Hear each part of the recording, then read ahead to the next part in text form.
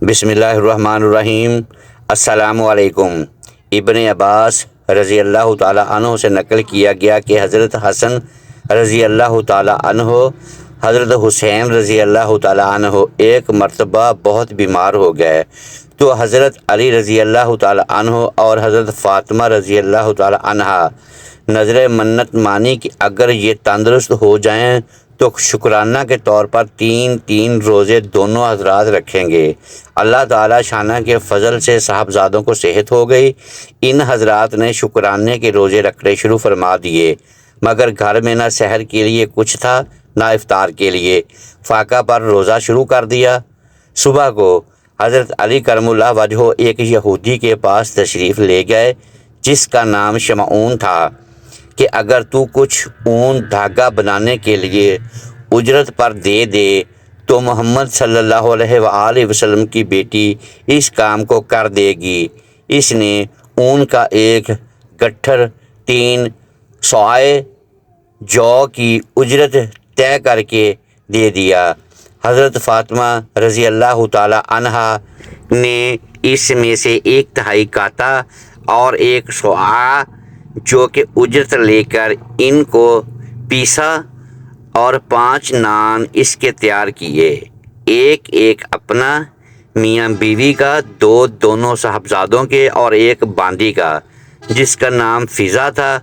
روزہ میں دن بھر کی مزدوری اور محنت کے بعد جب حضرت علی کرم اللہ وجہہ حضور صلی اللہ علیہ وآلہ وسلم کے ساتھ مغرب کی نماز پڑھ کر لوٹے اور کھانا کھانے کے لیے دسترخوان بچھایا گیا، حضرت علی رضی اللہ تعالی عنہ نے ٹکڑا توڑا ہی تھا کہ ایک فقیر نے دروازہ سے آواز دی کہ اے محمد صلی اللہ علیہ وآلہ وسلم کے گھر والوں، میں ایک فقیر مسکین ہوں، مجھے کھانا دو، اللہ جل شانہ تمہیں جنت کے دسترخوان سے کھانا کھلائے۔ حضرت علی کرم اللہ وجہہ نے ہاتھ روک لیا۔ حضرت فاطمہ رضی اللہ تعالی عنہا سے مشورہ کیا، انہوں نے فرمایا ضرور دے دیجئے۔ وہ سب روٹیاں اس کو دے دیں اور گھر والے سب کے سب فاقہ سے رہے۔ اسی حال میں دوسرے دن کا روزہ شروع کر دیا۔ دوسرے دن پھر حضرت فاطمہ رضی اللہ تعالی عنہا نے 2/3 اون کی کاتی اور 1 صاع جو کا اجرت لے کر اس کو پیسا، روٹیاں پکائیں، اور جب حضرت علی کرم اللہ وجہہ حضور صلی اللہ علیہ وآلہ وسلم کے ساتھ مغرب کی نماز پڑھ کر تشریف لائے اور سب کے سب کھانے کے لیے بیٹھے تو ایک یتیم نے دروازے سے سوال کیا اور اپنی تنہائی اور فقر کا اظہار کیا۔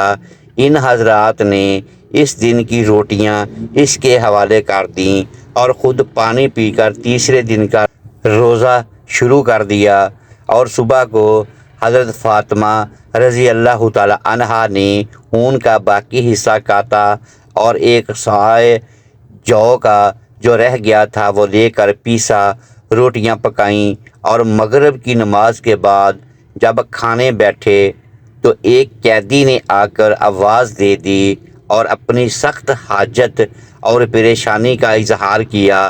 ان حضرات نے اس دن کی روٹیاں اس کو دے دیں اور خود فاقہ سے رہے۔ چوتھے دن صبح کا روزہ تو تھا نہیں لیکن کھانے کو بھی کچھ نہیں تھا۔ حضرت علی رضی اللہ تعالی عنہ دونوں صاحبزادوں کو لے کر حضور صلی اللہ علیہ وآلہ وسلم کی خدمت میں حاضر ہوئے۔ بھوک اور ضعف کی وجہ سے چلنا بھی مشکل ہو رہا تھا۔ حضور صلی اللہ علیہ وآلہ وسلم نے حضرت علی رضی اللہ تعالی عنہ سے فرمایا کہ تمہاری تکلیف اور تنگی کو دیکھ کر مجھے بہت ہی تکلیف ہوتی ہے، چلو فاطمہ رضی اللہ تعالی عنہا کے پاس چلیں۔ حضور صلی اللہ علیہ وآلہ وسلم حضرت فاطمہ رضی اللہ تعالی عنہا کے پاس تشریف لائے۔ وہ نماز پڑھ رہی تھی، بھوک کی شدت سے آنکھیں گڑ گئی تھیں، پیٹ کمر سے لگ رہا تھا۔ حضور صلی اللہ علیہ وآلہ وسلم نے ان کو اپنے سینے سے لگایا اور حق تعالی شانہ سے زیاد کی۔ اس پر حضرت جبرائیل علیہ السلام سورہ دہر کی آیات لے کر آئے اور اس پر وانہ خوشنودی کی مبارکباد دی۔ علامہ سیوطی نے منشور میں بروایت ابن مردویہ حضرت ابن عباس رضی اللہ تعالی عنہ سے مختصراً یہ مضمون نقل کیا ہے کہ یہ آیتیں حضرت علی رضی اللہ تعالی عنہ اور حضرت فاطمہ رضی اللہ تعالی عنہا کی شان میں نازل ہوئی ہیں۔ محترم ناظرین، اگر ویڈیو پسند آئی ہو تو اسے لائک کریں اور اپنے اس چینل کو سبسکرائب کر لیں، بیل آئیکن پریس کر دیں تاکہ ہر نئی آنے والی ویڈیو بر وقت آپ تک پہنچ سکے۔ شکریہ، اللہ حافظ، دعاؤں میں یاد رکھیے گا۔